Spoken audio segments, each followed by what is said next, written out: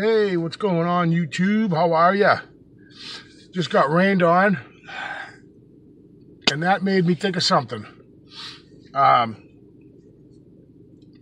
Sooner or later, eventually, my opinion, my belief, things catch up to you. I haven't been caught in the rain without the proper gear in quite a while, a long while, because I always carry the gear with me that I need. Today, it's not going to rain today. It was not supposed to rain today. I actually have my gear with me. I took it out of my pack to lighten my load because it's not going to rain today. The weatherman assured me it wasn't going to rain, that all the rain we got was yesterday. So anyways, that led my mind going. One thing led to another. You know, eventually stuff catches you. I pride myself on preparation. I actually have another YouTube channel. It's a preparedness channel. And I pride myself on the fact that I make sure I carry it with me and I want for nothing. And my main thing I always say on all of those videos is I'd rather have it and not need it than need it and not have it. Well, wouldn't you know, I carry that gear all the time, and most of the time I don't need it, but I carry it. Today, I literally took it out of my pack and threw it in the back of the vehicle and brought a couple other things, a tripod with me, and I made room for my water, my Camelback and stuff, and I'm like, I'm not going to fight it and stuff everything in and be carrying, you know, a little more weight than I want. So I took that out, and it rained on me. Now, I don't care. I wasn't 6 miles into the woods or even 4 or 3 miles. I was probably almost 2 miles in. And it wasn't a heavy rain or anything like that, but it made me kind of, I'm kicking myself. I'm like, why do you do this to yourself? Like, every time I think that I'm prepared and I think I'm smarter than Mother Nature, I get a swift kick in the pants, and Mother Nature just laughs at me and says, oh, you think you're ready all the time? Well, how about this? Fortunately, it's not cold out. I wasn't far. The lucky thing is I had my camera with me. I have a camera, an XP, Fujifilm XP90, that I take with me, and it's for in case it rains. So in the back of my mind, I thought about the rain, and I took that underwater camera with me. Here, I'll show it to you. It's this here.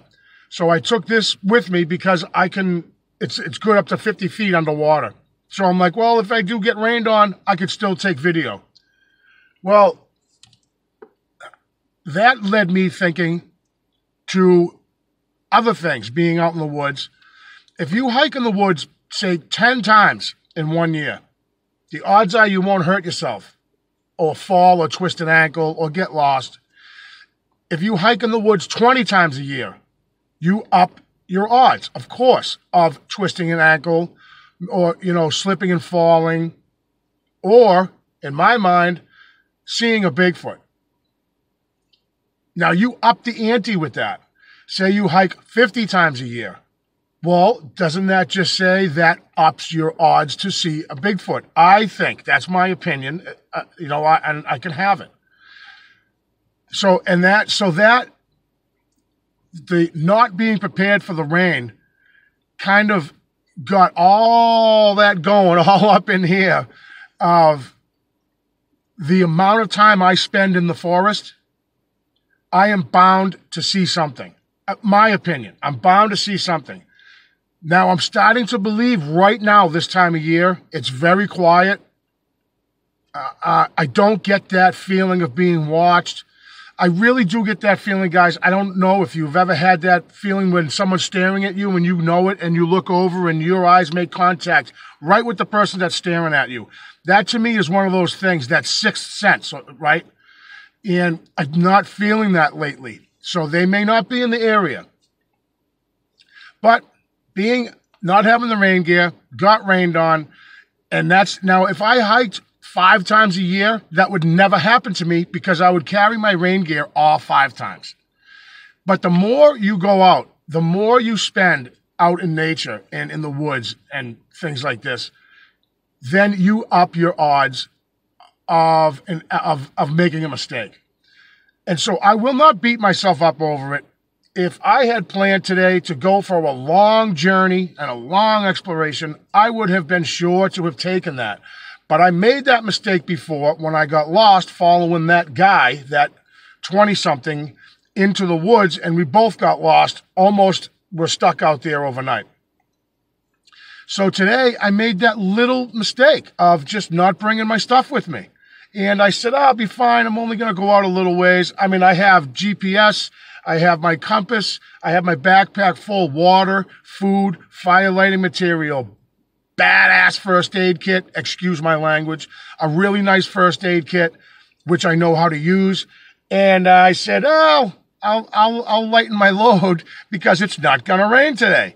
Well, it's been overcast all morning, and I don't know what I was thinking. But anyways, I just wanted to talk to you guys about that and share my thoughts about the odds. But increasing your odds, it's really anything. If you drive once a year, your odds of getting into a car accident are pretty slim. The more you drive, the more you increase your odds, right? So I take that same approach to hiking, or when I go on my explorations, that you up your odds of hurting yourself or getting lost.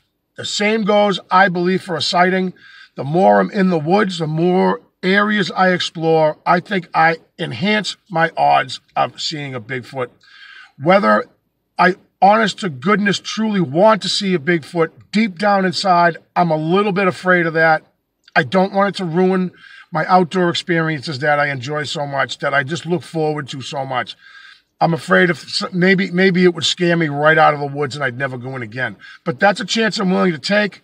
I'd like to see one firsthand, especially from a safe distance. And that's that. Sharing my thoughts with you guys. Thank you guys so much for coming by, and I'll definitely see you on the next one.